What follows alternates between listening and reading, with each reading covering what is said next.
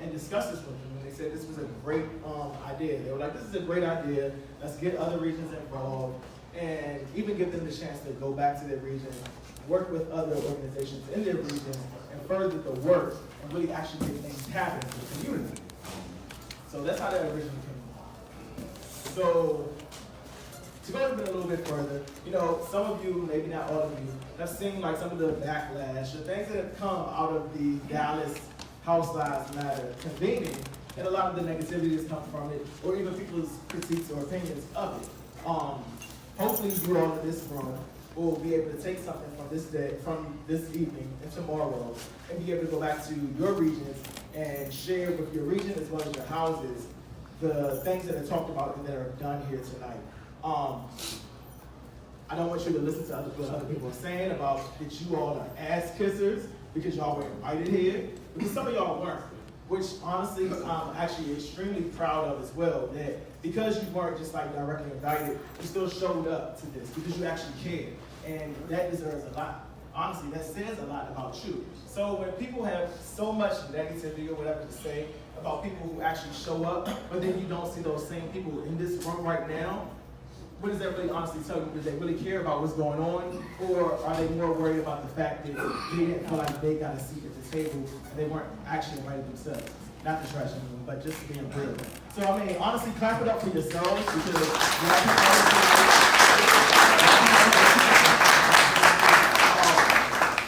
so over the course of tonight and then tomorrow, I hope that you are able to take as much as you can from this, apply it to your own daily lives, as well as conversations with your friends, family, house members, and community, and just further the knowledge and everything that you're learning. Because at the end of the day, it takes all of us to watch over each other for us to really show an impact. And honestly, that's how we change things. And I'm gonna let Kirk take it away from me. Awesome. So I already introduced myself earlier. For those that are just arriving, Kirk Presley, program developer and event planner for Us Helping Us, who's one of the sponsoring partners for the conference. Additionally, my ballroom name is Balenciaga. I've been in ballroom since March of 2015. So I'm excited to be a part of this. We are gatekeepers. And I don't know how many people know. How many people know what a gatekeeper is? Awesome, great. We are gatekeepers, and we have more power than we know to get things accomplished and to get things done, right? So the most important part about this weekend is that tomorrow, after we've learned some things today, we learn a few things tomorrow morning, we're going to break into regional meetings so that we all can meet regionally and put together regional projects so that we can go, so you can take it back to your region in order to fulfill the need in your area to put on a program around prevention within your region. So that's one of the most important things that I want everybody to know, that you are here to be a part of the conversation, and not only be a part of the conversation, but to be a part of the solutions and building those solutions to make things happen. And I want to give a shout out to Gilead, who will be funding 3 regions to be able to do the work.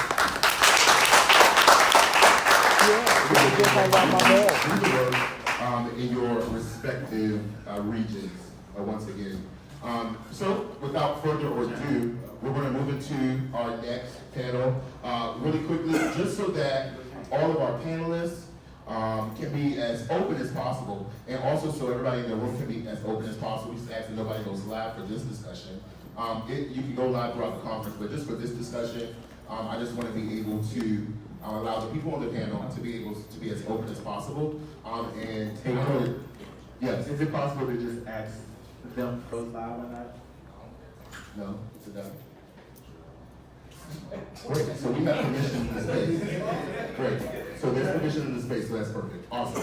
So I'm going to turn it over. One last thing too. One of the other things, because I listen to feedback and it's always ways that things can improve.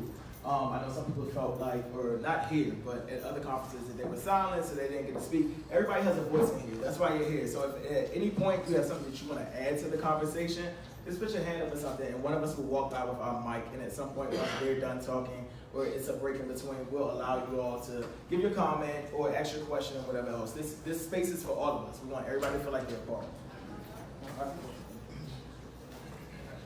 Awesome. So really quick, we're going to turn it over to our moderator for this panel, who's going to open it up. He works for Us Helping Us. He's also a garçon, and he walks all of their one way. I knew that. I was just looking at you. And he'll give me the other categories you dabble with. I wanted to make sure. Awesome, and he's also the prep case manager for Us Helping Us. And without further ado, I'd like to introduce you to Mr. Brian Thompson. Again, like Kirk said, my name is Brian Champion Thompson. I'm also known as Romeo Garcon, and I am the prep case manager at Us Helping Us. So, real quick before we get into the panel discussion, I'm going to talk to you guys about a prevention method that was brought up in the last session by Danielle. It was TASK, treatment as prevention. All right, and the reason why I'm bringing this up to start off is because the panel discussion we're going to be talking about today is the stigma surrounding HIV. And when we're talking about stigma, we also have to talk about the history of where that stigma came from. And a lot of that history is still being preached onto people today. And a lot of us that work in the field know what was there 20 years ago is not the same today. And so being able to educate yourself and know what is going on in this day and age versus when the epidemic first started. So treatment as prevention is a prevention method when someone that is HIV positive is adhering to their medication. And when they adhere to their medication, they get to a point where their viral load is undetectable. So I know a lot of you guys may have been seeing a lot of different ads on social media or even on public transportation. They've been having this campaign, U equals U. U equals U stands for undetectable equals untransmittable.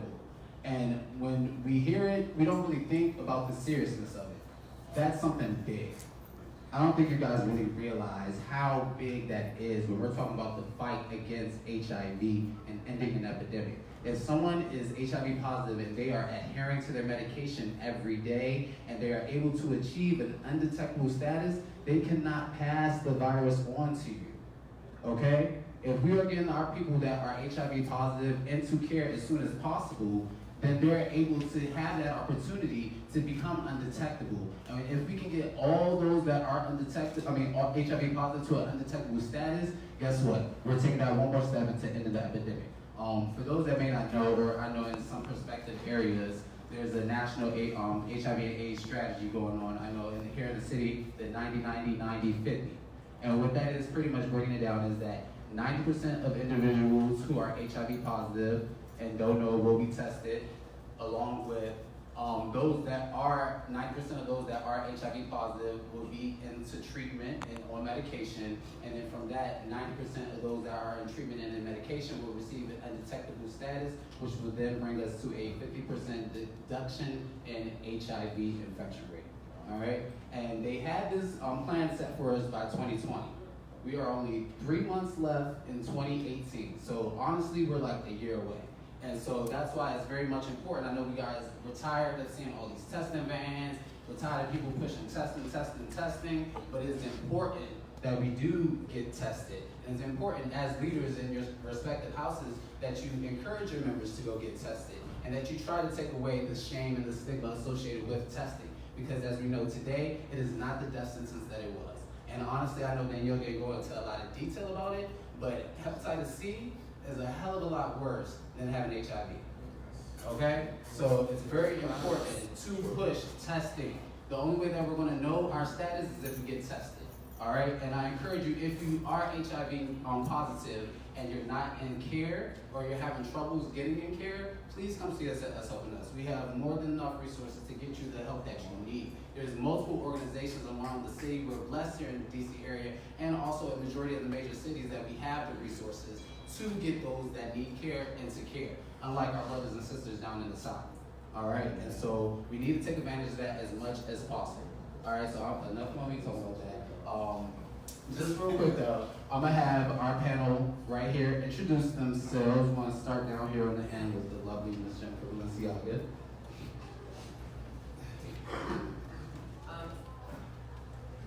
Good evening, I'm Jennifer Balenciaga. Currently, a little bit about me. I'm a resident of Atlanta, and in Atlanta, I am currently the LGBTQ liaison for State Representative Park Cannon of District 58, which is like your Midtown, your Bulldogs, Virginia Highlands, and downtown as well. So basically what I do is anything within the community that needs to be brought to our attention, I usually bring it. Usually it's trans focused. Like this past year, I was able to sponsor basically creating a holiday for National Day of Trans Visibility as a holiday recognized in Atlanta. So we have a proclamation for that. And we also do a lot of work surrounding elevation of bills that happen to concern HIV and or other health disparities when they come across the state floor, as well as we push for the thought of helping on Senate floor as well.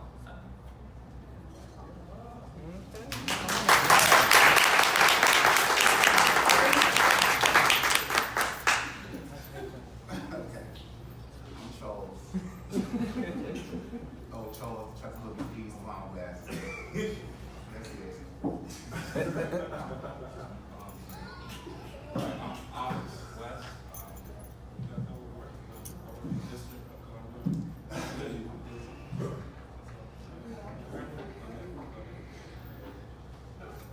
What's going on, y'all? My name is Rocky. Rocky Garson. All right, well, so, no, all right, so we're going to just go ahead and jump into. My bad. So, I'm going to start with you, Rocky, and the reason I'm being on because you're my brother, my twin, and I know I've had a personal conversation with you recently when you made the courageous choice to come out publicly with your HIV status on social media.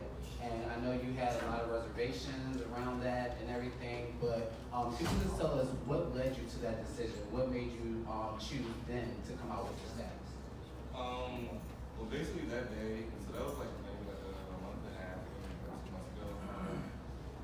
That day, I was just, as y'all know, it's been a lot of what I call it love and hip hop type stuff going on in Ballroom. So it was like something going on. I made a status about basically somebody talking about somebody.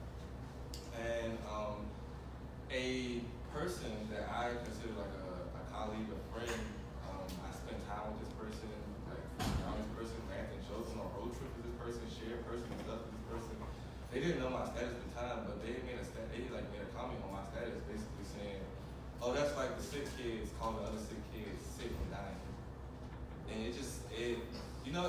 I kind of like, I was so involved in like shit that was going on that day that I kind of like just breezed past it. It took my friend to like text me like, bitch, you just gonna let that slide? And I was like, oh wait. So I like pulled up and just like, I approached the situation. He never responded back, but it had me so riled up because it was like, I talked to this person, like this person's like 40 years old, and you're thinking, like you're saying things like this, and that's just not right at all. And like I even had like a very emotional conversation with Charles. I called Charles that day, basically in tears, because it was like, I don't know, I'm tired of hearing this. I'm tired of being in rooms and I'm sorry to be emotional, nothing. It's just like, I had a friend like, just let go, because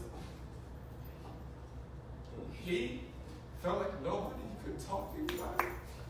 He felt like he just couldn't come out and just, basically that's it, like just do what I did. And he hid it for so long to the point where he just didn't take his medicine and he killed himself. And I sat on it, I let that happen. I didn't come out and try to help. I didn't talk to him because I was so scared of what somebody else was gonna say about me. So that day, I couldn't take it. Like I came out and said it because I basically wanted to put a face to what sick is. I wanted to put a face to what dying is. I wanted to put a face to what, oh, you shouldn't mess with her, you shouldn't mess with him because I heard that he got this and he got that. I'm that person that y'all talking about. So that's basically why I did that. I wanted to put a face to that, and I basically wanted to see, because I am Rocky, and I wanted to see all those fake ass individuals come on my status and say, oh, I'm proud of you, but y'all the same people that go on statuses and y'all talk about people, and y'all read people, and y'all make people feel like they're disgusting because they have HIV, and I'm not disgusting, and I'm not dying, and I'm not sick. I'm very healthy. I'm probably more healthy than a lot of people who are negative.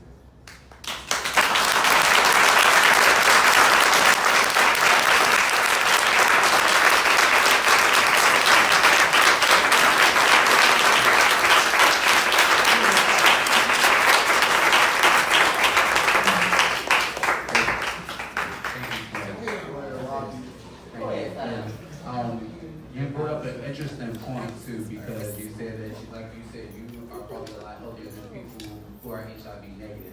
And as I was just touching back to what Danielle said earlier, if you are HIV positive, that means, and you're into treatment, you're engaging in medical care every 3 months, if not every month. And so for those that are HIV negative, that only go to the doctor when something's wrong, if that, may not even know everything else that's going on within their body outside of HIV.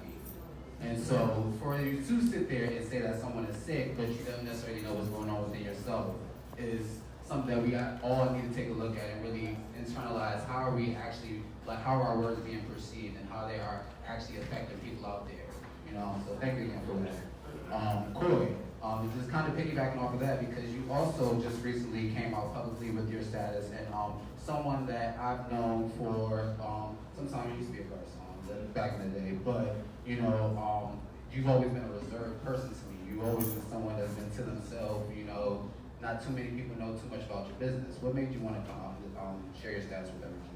Honestly, I was just at a point where I would be around people, or just like enough to kind of piggyback off what you would say, and it would be like it would be a conversation, and they would say negative things like, like if there was an image of how HIV looks, or it was a particular type of person that we would run into or encounter, and that was the image of HIV.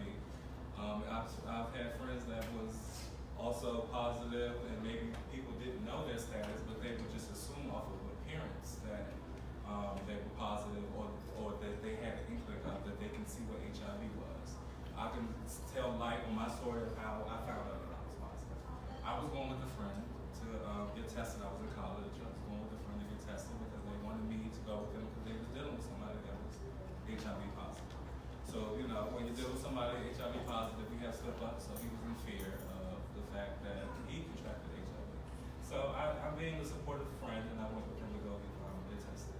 So, you know, he goes in, he go get tested, he comes back out, he's negative, so I'm happy for my friend. So, you know, my mind, I'm thinking like, okay, yeah, I'm about to walk over here, because I'm in a relationship, so, you know, I'm just dealing with one person. I know that, you know, I wasn't really thinking of it at that time, but they called me in there, and they tell me that I was positive. So it was I'm not really a person to cry about things or let things determine what type of person I am.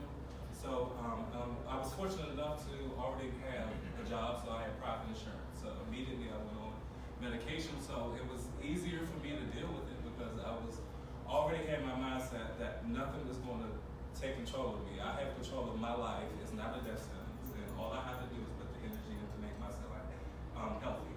And whatever image that someone sees of me, that's what they see of me. So if you want to put a face to HIV, I gave you a face.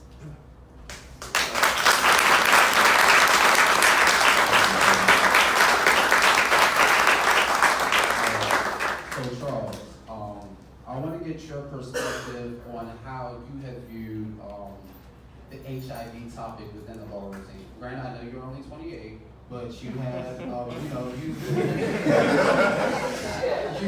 participated in the ballroom for quite some time now. So I know you may have seen it on one end of the spectrum when the epidemic was really hitting the scene versus now. Well, I'm talking about it's a little bit different 5 years ago. Okay, so first, every fiber in my being hate the word sick. Right. I hate it. If you're on medication, take yourself, you're not sick. Take it out of your head, you're not sick. But the fish things from the head. It comes from the top. It comes from you leaders, you fathers, you grandfathers. They see on social media under these posts, people sick, dying, then you laugh, and you got your regular health friends too. That makes the people in your child, in your chapter, not taking medicine around you. They're taking medicine, I'm not telling you, I'm taking medicine with them, they're not taking it, and they're really gonna die because of you. And then you're gonna be going at their funerals crying, I should be something. You did do something. You shamed them. You made them feel dirty. You made them feel like they were dying, and that's what they did. That's your fault. That is your fault. It's not their fault, they're big, it's your fault. Your fault. And so just real quick to pick back, have you seen a change throughout the years and how is I think the change when it comes to people that's like Rocky and because the older people they don't matter. They don't care for real. They will be on your post and cry, but they don't care about y'all for real. They don't. It's some people like them that's gonna do this, need to change. They fucked up all that. They saw their friends value in medicine was not working. So when they still say people are sick and dead, they don't give a fuck. So deal with it. Get some people up in this.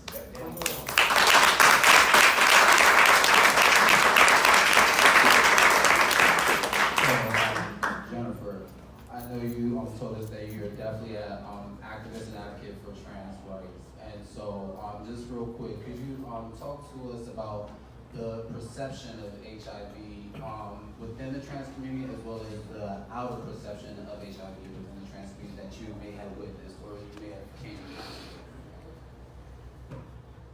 Well, being a woman of trans experience who happens to be HIV positive, navigating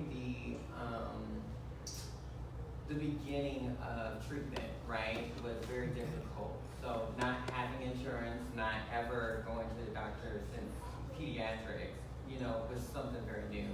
So when you're looking at trans rights included in preferred name or legalized name, preferred pronouns, pronouns that they actually have the staff call you, and then protocol for trying to change these names that are currently on your chart in or the MT or F that you have listed on your profile have been many of the reasons why I even started doing the work that I currently do.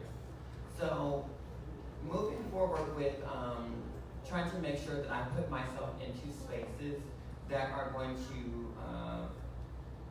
put women such as myself, trying to really make sure that I'm taking care of what needs to be done for me, because that's what I feel like doing, is first and foremost. So that means calling these agencies out. That also means making sure you're going to management or whoever is a policy creator for myself. That's what I decided to do. And that landed me in these spaces with state representatives and with people who have never seen a woman with trans experience bust through the state capitol the way that I plan on doing every session that I'm with State Representative Park Cannon. So it has to be done.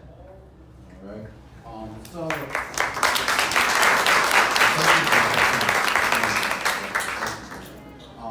So for those that were in Dallas last week for the House meeting, someone stood up and they made a very bold statement. And that statement was, when they came out with their HIV status, they thought that the ballroom community was going to be there for them and they were going to support them, and they said, we would not.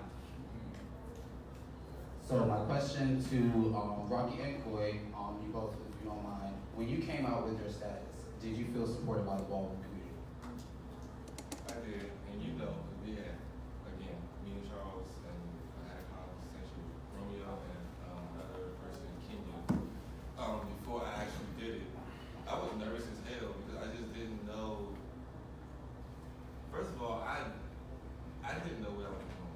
Like, I didn't know, because I haven't had this conversation with Kenya specifically, because that's like my bro, one of my best friends. I've lived with him for years, and I've always had this conversation. Like, just like, again, like I stated, I've seen so many times, like to piggyback off Coy, like, you see somebody going through some things, or you see, or I'll use this for example, because I'm very sexually free. A lot of y'all who know me personally know that I am. So, like, I personally don't like condoms. I'm gonna put it just like that. But I'm very open with my status, even though I am HIV positive. Fuck every 3 months, I go to the doctor every month. And sometimes they get tired of me, like, Raphael, you coming back again? I am. Say what y'all want to say about me, bitch. I did something last weekend, and I just want to make sure that I'm alright.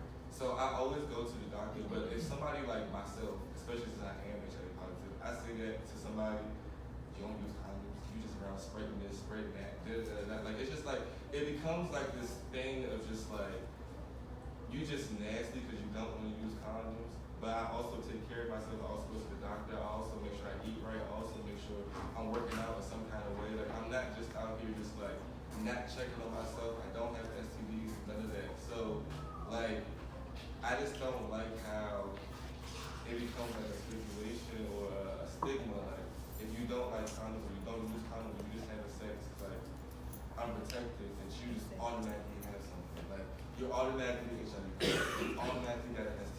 You just nasty. Like, no, it's not that. Like, some people just don't want to use condoms. You didn't have condoms that night, or whatever the situation is. Like, basically, my better doing it. Do what you feel is necessary. If you wanna use condoms all the time, then do that. But some people just don't want to do that. Some people want to, as the last moderator said, they want to have orgies. They want to do that. This is what people want to do. Because people do that, don't necessarily just think like, oh, they have HIV or they must have something because they out here just doing all willy nilly. And that's like when I first came out, when I first figured out I was positive, like I was 19 first of all, so maybe just turned like 18 years ago. Yeah, just turning. So yeah, I was like 18. I thought I was in love. The dude that I was with, he didn't know his status because he was in college. He thought he was in love, and the guy who was dating at the time had it. He didn't know. So, long story short, we went to go get tested because we knew what was working. My mom had put me out. There was just a lot going on. I was living with my old house father, Clarence, rest in peace. And we were just like, at the time, this organization called Smile, we would go over there in DC. It would basically pay us to go get tested. That was their way of getting the young kids to get tested. We're gonna give y'all $25 to get tested. So we went there, we got tested. I came back negative. I'm like, all right, duh. So he come back, his is like a little faint, and then basically found out he was positive. I came back like 6 months later and found out I was positive. And it just was, my mom's main thing when I first came out to her I was gay was don't have HIV. Because you're gonna be a statistic. You're gonna die. Like she's seen some of her friends die in the early 90s from AIDS and HIV, or AIDS, because she thought it was HIV, but it was really AIDS, and she just thought I was gonna die. So when I first found out, it was just like I went through this phase of just being nasty because I thought that I got it. What's the worst that can happen? I'm just gonna be nasty. Everybody, this is what everybody thinks anyway. Like people who have HIV, they just go to sex parties and do it. So I did it. I went to sex parties, I went to orgies, I did all of that. And in my status I wrote, that's what I said, that's what I was talking about. I've done a lot of things that I feel bad about. Like I'm going to these parties and stuff and just doing whatever and possibly giving people whatever. At that time I wasn't educated about it for real. But then I found out, like, finding out friends were HIV positive and and other like people just in the community that were HIV positive. A lot of positive people just think like that, like, oh, I'm just gonna do this and do that because what else can happen? What is but that's also a stigma that people put them in to make them feel like, oh, I gotta be just nasty and just do this because ain't nobody else gonna want me, so I might just be nasty with everybody, Like, it's just like the stigma on top of stigma on top of stigma.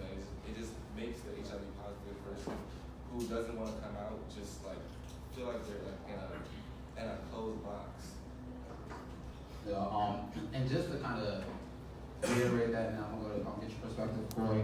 And I know Danielle kind of touched on it earlier too, but a lot of us have already come in contact with HIV, whether we know it or not. A lot of us, when we have sex with people that are HIV positive that didn't necessarily disclose their status to us, we were being exposed to HIV. The good thing for those that may not have been infected was there weren't other things in place for that to actually occur.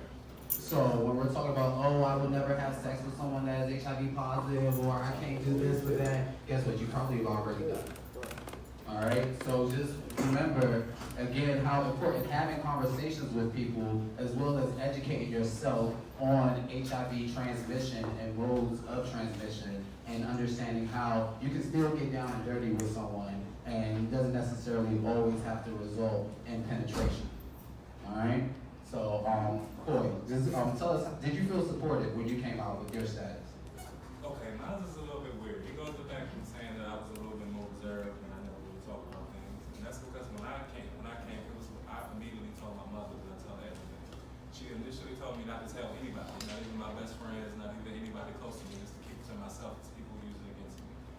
And fortunately, that was a good tool because no one could use it against me, but in the same sense, I would see other people around me get it, it would be used against them. So vicariously, it would hurt me because I felt like I was living an inauthentic life by hiding in the shadows and being behind a wall that I built up for everyone to see. So when I came out, it was a freeing experience because I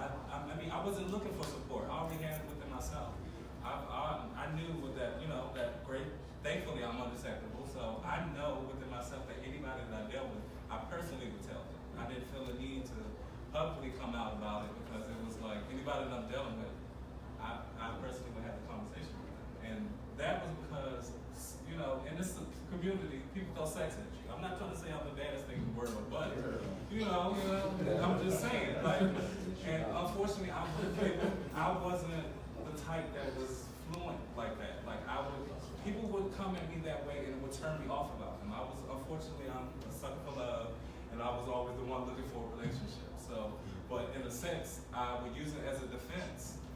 You know, like, oh, I'm positive. And hopefully it will make you not like me. Like, and not because I wanted you to not like me, it's because I got tired of telling my story over and over and over again. So it was easier for me just to be direct.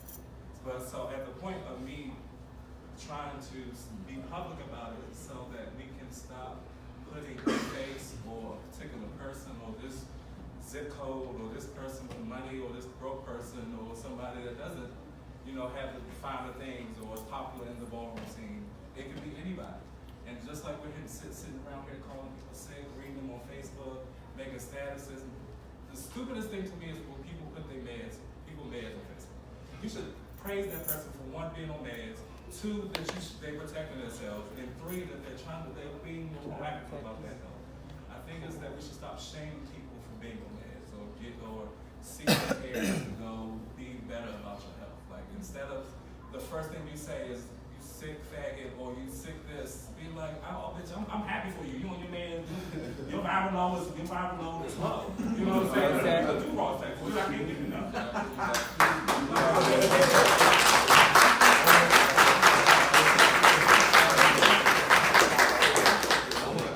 That's a raw sex. If you want raw sex, have raw sex. And to piggyback off that, like, even when people, I mean, I'm all for people, when you get tested, be happy that you are negative. But people who use that, like, as a weapon, like this is like, oh, just got tested HIV negative. How many of y'all can say that? That's still a reason. Y'all still reading. Like, y'all still trying to jab at somebody and be like, because I can go on that stage, like, I can say that I'm that and I'm still probably healthy. Like, it's just like those kind of things like that are just like, that is very, it's wrong. Like, again, I want everybody to be negative or be happy about your health and everything. But stuff like that is just like, that's very problematic. Yes, I know how shit. Unfortunately, people not gonna post that bad shit on Facebook. They're gonna post what they feel like. You know, I just got $5,000, but oh no, I also got an STD. They're not gonna post that on Facebook. So I get it, but in a sense, we need to stop, like, making people shame them, making people feel nasty. Because it's a lot of people. After I posted that status, they came to me and was like, I get it. Like, it's some people living dangerously out there because they're scared to know because of what people are going to say about them or how your friends, your best friend. Because I've lost family members. The worst people that have done me wrong is my family. So when people say that when I came out, it was coming from, not for I was looking for support. It was just looking for, I was looking for something more caring. Because my own family was the ones that made me feel nasty. So it's like, you know, why I was reserved was because I was instilled to be reserved. But in the same sense, the people that told me to do that made me feel the nastiest. Even when I first came out with my status, like, I used to go to like free clinics and stuff or like AHF, but it took me forever to go to those places and ask me, like, damn, bitch, what if I see somebody from the scene? Like, what if I see one of my girls? What if I'm just like, I don't want nobody to go back and like, oh bitch, I seen my kid in clinic. Like, even though AHF and clinic and stuff is just like there for everything, but it's like you see somebody there, it's just like, oh shit, like they must get that shit.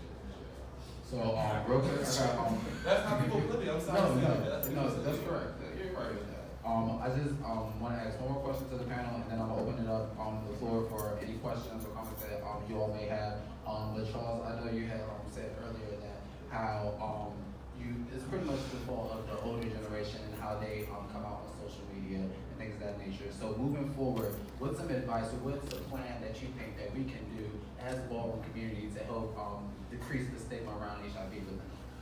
Okay, I think we need to get a class for people to get more compassion in themselves. Because I used to have this thing, I know it sounds morbid. I used to have this thing I think that everyone that goes help, we should have someone that they love, not know. love go through complications of HIV and AIDS. And once you see that, there's no way that you can ever utter those words or say that to someone again. Because it's embedded in your head. You lost someone that you love lose their eyesight. You saw them not able to hold their bowels. You saw them die in your arms. So there's no way that you should be able to feel that way about somebody. Going forward in this community, when it comes to the ultimate, I just don't think they're worth it. They've been around for a long time, since the 80s, and they're still doing it. So that's why I said cancel them out. I think we should work with people like Coy and Rocky, or like young people like that, but they're the ones they're living it, so they get it. I'm done with all of you. Thank you.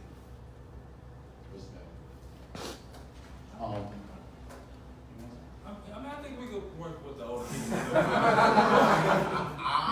But the main issue that we need to stop making the shame part. That's what comes in with the older people and the younger people. Because everyone just, once we take the nasty part out of it, because a lot of people, once you're on your meds, they're the safest people that you can have raw sex with, to be honest. The person that's not on their meds or don't know what their status is the worst people that you can have raw sex HIV is not a deal breaker. People have raw sex, period.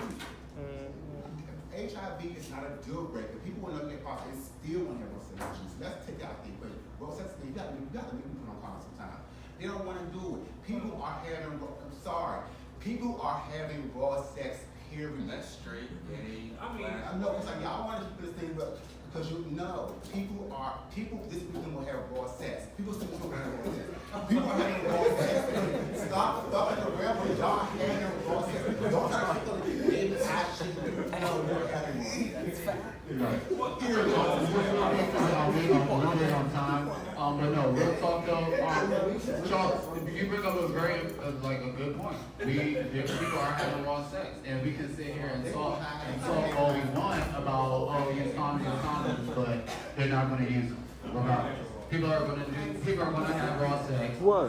So, Bitch, I fucked my eyes, baby. I got my test. so you're not using condoms, but you do things like it's just. I don't like how people have kind of like this goody image, or they want to be goody, or they're doing things the right way. What is the right way to have sex? Like the right way is the way that you like enjoy it. So if you enjoy to have raw sex, then have raw sex. But make sure that you are taking the proper precautions. Make sure you're going to the doctor. Don't be ashamed to go to the doctor and get tested for HIV and any STI. And if you do come back as HIV positive, then it's not a death sentence at all. I think people, especially in the community, should see that it's not a death sentence. There's plenty of people that have been living for a long time in the community with HIV that still be Way before modern medication. So it's not a death sentence. So now we're going to open it up to the floor. We have a question in the back. We'll go Jason, then Arnold, then Dion. And then, Jane. Hello everyone, I'm Jason Zhu. You might find me at Pornhub or my Vista near you. Oh shit. Yeah, but no, I do want to thank you all for being on the panel. I mean, we talked a lot about HIV and HIV prevention today, and I just want to talk about how in the trans community, trans men are actually being exposed to HIV now. And so if you are friends with trans men, please get them into testing as well because their HIV rates are going up. Secondly, I just want to piggyback on what a lot of people are saying up here regarding the stigma. The stigma generally starts with us and how we were brought up and that oppressive thinking, and we can't continually do that for our community. We have to start loving each other, and you know, I know everybody thinks a little shade is cool here and there, but we have to realize that these are people's lives, and at the end of the day, if we really say that we're family and we're claiming each other as brothers and sisters, we should start treating each other like such. Three, just make sure that we all leave here today that undetectable does mean untransmittable. And four, let's just have fun and let's be sex positive and let's be open about sex and be honest about sex because sex is real. We're having sex, it's fun, enjoy it. Sex positivity. Yeah, don't act like, like it's not something that we're doing, and don't kind of say that, oh, that's not me doing it because I saw you at the raw orgy, you were there.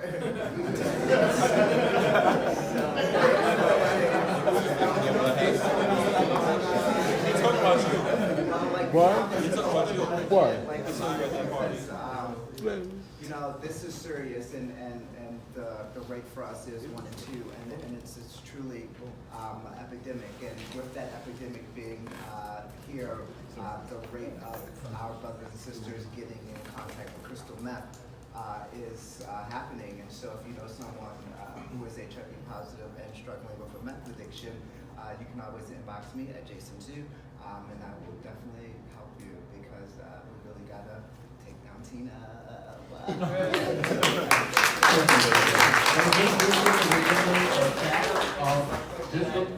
Just to reiterate the fact that Jason brought up, here in the district, it is projected that 1 in every black, gay, male who has sex with, or a man who has sex with man, whether that's bisexual, same gender, loving, DL, what have you, every 1 in 2 black MSM will contract HIV within their lifetime or have HIV. All right, and that was just going off of the stats that Danielle said about the 1 in 13. Yeah, for us black gay men, bisexual, whatever, it's 1 in 2. So it's a little bit, actually not a little bit, it's a lot serious. All right. Jennifer, you want to make a comment? Yes, about the men with trans experience who are seeking to get notified when it comes to statistics, as well as PrEP awareness and visibility. I happen to be dating a man with trans experience, and as soon as I told him my status, the next 2 weeks he went to start his PrEP regimen. So that happened to be very true, and he also has been told about stories where he lives in Florida. So when he went to get a visit, one of his friends who happens to be a man with trans experience, went to get on PrEP, he was actually denied because he wasn't within the statistics that they had listed by the provider he went to. So also making sure that we're doing things surrounding these panels, as well as talking in general in our communities about men of trans experience, and taking that back to if you have respective agencies, or just talking about it in general, and questioning people as well as physicians or whoever you may come in contact with about that news. Arnold? Definitely, I see so much courage and fortitude on this panel, and I appreciate you and all of you for that, for sure.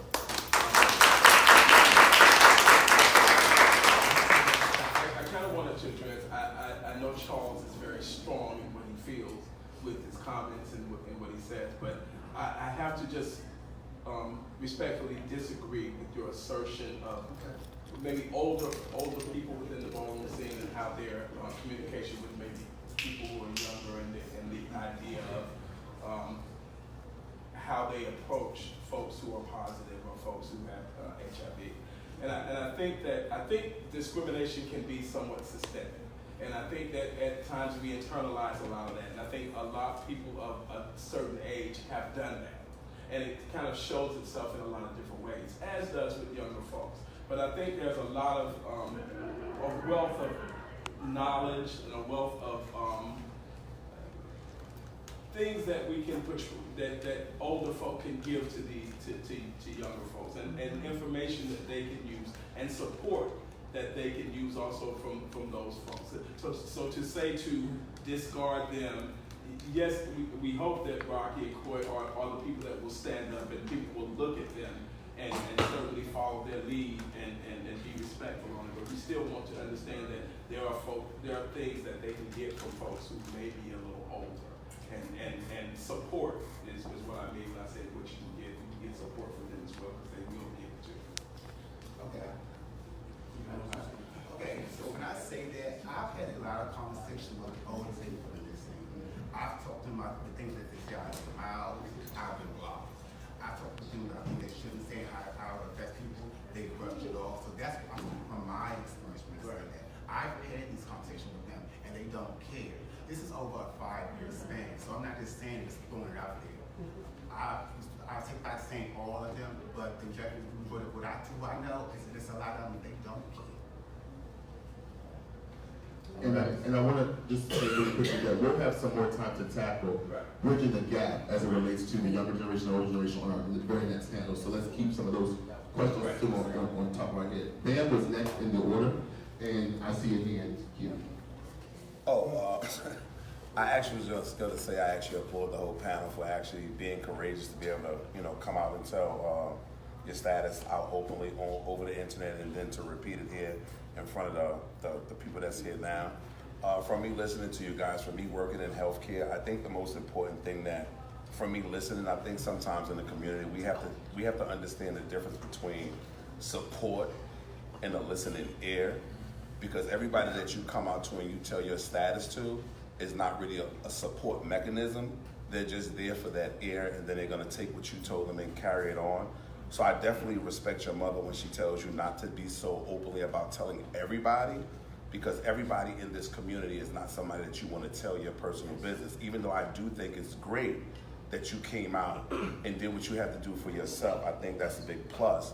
I wanted to touch on another thing as far as like the older generation.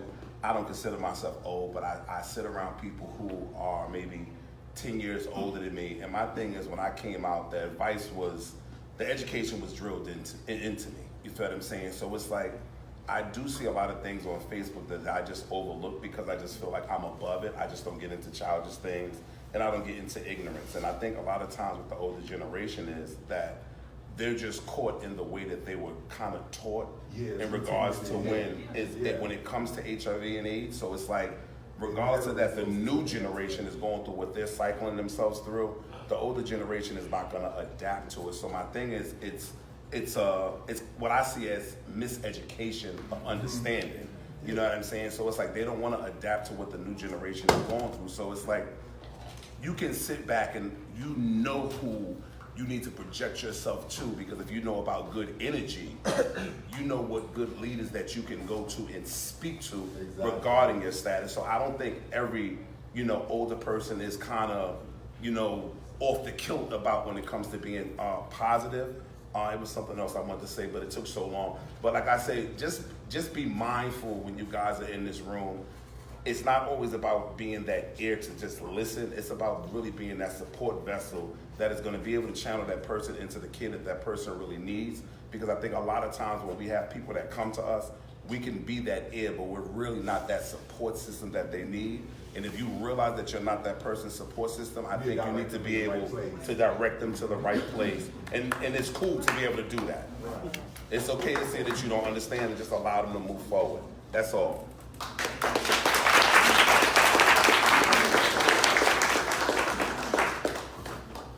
I believe that we need to remove the negative connotation that comes about being HIV positive. I look at that the same way I look at being a trans woman. A lot of times people say, oh, did you tell this person who you are? And I say, why not? Like, I'm very proud of who I am. This was a very hard walk. It's not easy to be who I am. And a lot of times people have a lot of learned behavior. So as being an African-American woman, my family is from the South. So I'm the Southern Baptist, the Bible Belt. And a lot of times, a lot of behaviors or learned things that we have been taught has been to divide us. And that's why as a community, a lot of times we cannot soar or get to the top. It's because we're conditioned to be crabs in a barrel. Yep. I believe in order for us to enlighten ourselves and to move forward, like to get, to an ascension or a higher plane, we need to start thinking outside of the box. Learn who we are as people. Learn that our bodies are carbon-based. Learn that we're supposed to eat vegetables. Learn the things that we're supposed to do, like using crystals, meditating, certain things. We can heal ourselves. There is nothing on this planet that can conquer us because we are the conqueror. If we start teaching these things to our people, then our people will become unstoppable. That's something that I project that we need to do going forward in the future.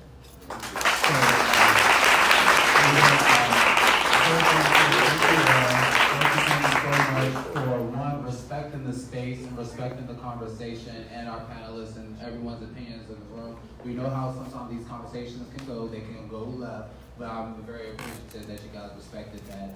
So we're going to close this out so that we can get ready for the next panel discussion. But I'm going to give this chance for our panelists to just leave us with one last thing. And you can speak to that. Before you wanted to respond specifically. No, that was specifically, but I just wanted to say, when I made the statement about me, my mother saying speaking to yourself, I said that because he does have a point about trusting your vibe, because the people I trusted the most and I thought I could confide in with the people that's running my business.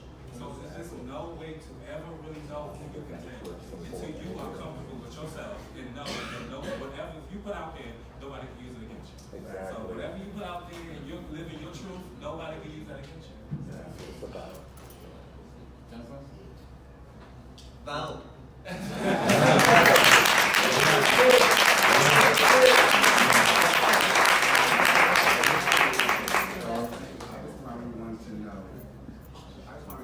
If you're positive, you're not sick.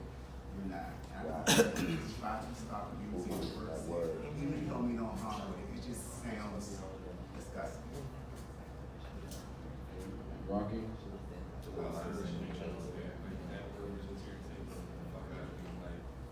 Sick, like, it's just a nasty word. Like, when you sick for real, like, you hate getting out of bed, like, you got stuff in your nose, you throwing up, like, you calling out of work. Which I don't call out of work because they're HIV. Like, so, yeah, just stop using sick and just be mindful of. They want to know your name on Facebook. Oh, Alexis McCoy. Also, the last piece on that, mental health. If you're able to get to a therapist, please, because our community is hurting. And because it is hurting, we're not creating the opportunities for us to have absolute conversations that need to happen because we are depressed, because we are going. No, that's my live, but he's on it. Sometimes, and we're actually working against ourselves instead of working with one another. All right, so again, thank you, Carol.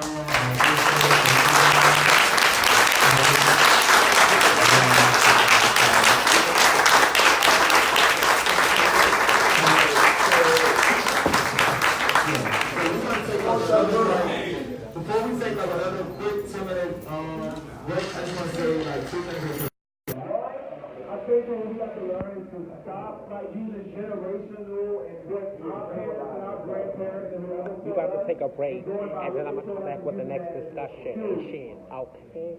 I think we have to stop using like generational of what our parents and our grandparents were like, and using that as a way of people to be able to see how they are held. Because we're telling you that there's these medications, there's these other things that are stopping these things from happening. And if that's happening, then it doesn't matter of what you were used to then or whatever else. There's things that are stopping these people now from worrying about that. So let's keep that in mind. Second part is I'm all about accountability and action and all that other stuff. So we have a lot of people in this room right now, and if we're all here for the same purpose and we're really trying to actually better ourselves and we want a change, then can we all like pledge that when we're pledge one, to stop using health reads, and then 2, look at everybody in this room. It's a lot of people in this room. We're all on Facebook. A lot of us are friends on Facebook. When you see any of these people in this room, first of all, using health reads, go under there, hashtag no more health reads. Go under there. Hold accountability for each other. Because that's the only way that things are going to change. But can I say something? Yes. HIV and I don't need a mic. That's not the only health read. That's what you're going to say? HIV and AIDS is not the only health read, bitch. It's a lot of people that's running around here that got diabetes, that's blind, that's going through all types of different things. All of those things are health reads at the end of the day. You're absolutely right, and we're getting into some of those tomorrow. We're going to... Yeah. Yeah.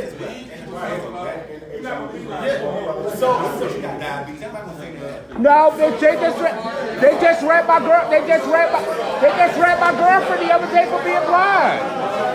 Yes.